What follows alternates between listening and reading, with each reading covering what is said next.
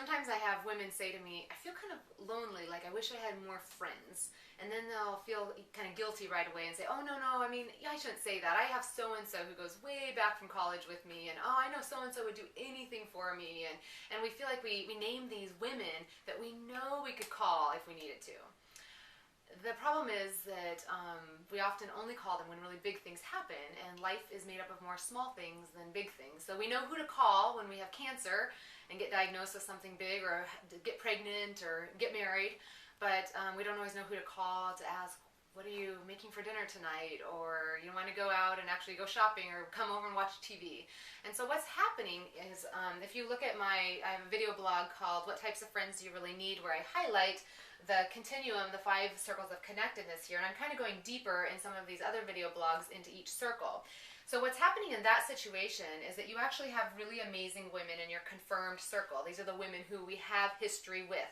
They used to be on the far right side of our continuum, the people who really were our best friends. They really were our closest people. They really were intimate with us at one point in our life, at that church, at that mom's play group, when I lived there, when I was in college, but we moved.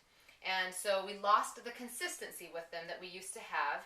And so that's okay, and we honor them and say we still want them in our lives, we still love them, they serve a huge value to us. They know our history, they know our patterns, they can say remember when, huge gift.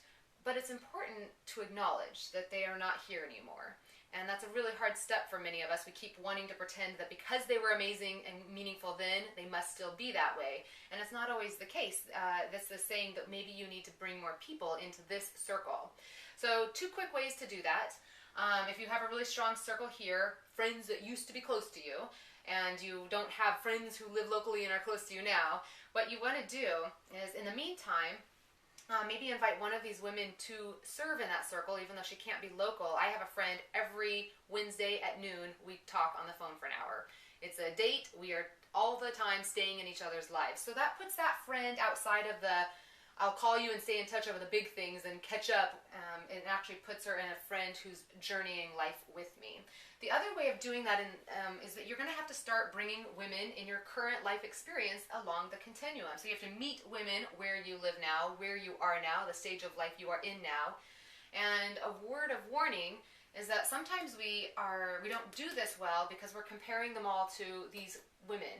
So they don't live, they're not as comfortable, they're not as intimate, we don't laugh as well, it's awkward. Well, of course it's awkward, you don't know them yet.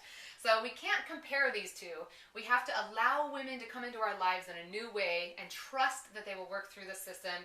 Don't compare, totally different values and serving different purposes in your life, but you want to invite more people. The goal is to have a healthy, vibrant group of friends in your life today across all 5 spectrums.